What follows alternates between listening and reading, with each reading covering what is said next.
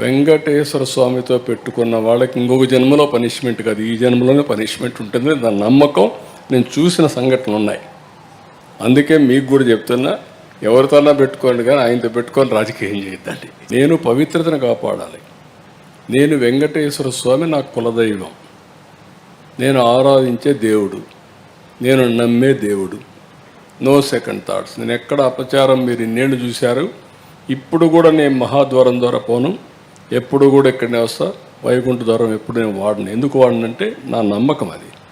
ముఖ్యమంత్రిగా ఉన్నా, ప్రతిపక్షంలో ఉన్నా, నాకు ఎలిజిబిలిటీ ఉన్నా, నేను సామాన్య భక్తుడిగానే అక్కడికి వెళ్తాను. సామాన్య భక్తుడిగానే ఆయనకు సేవలు అందిస్తున్నా.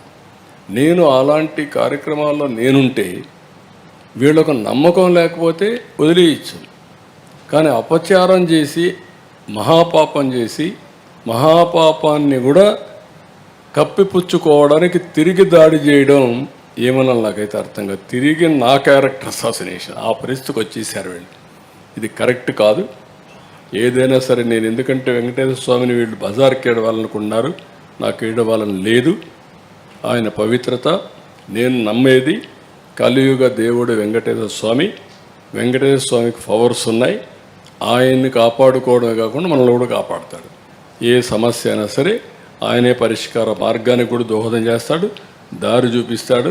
నేను ఎన్నోసార్లు చెప్పాను, వెంకటేశ్వర స్వామితో పెట్టుకున్న వాళ్ళకి ఇంకొక జన్మలో పనిష్మెంట్ కాదు, ఈ జన్మలోనే పనిష్మెంట్ ఉంటుంది. దాని నమ్మకం నేను చూసిన సంఘటనలు ఉన్నాయి. అందుకే మీకు కూడా చెప్తున్నా, ఎవరితోనా పెట్టుకోండి కానీ ఆయనతో పెట్టుకొని రాజకీయం చేయొద్దండి.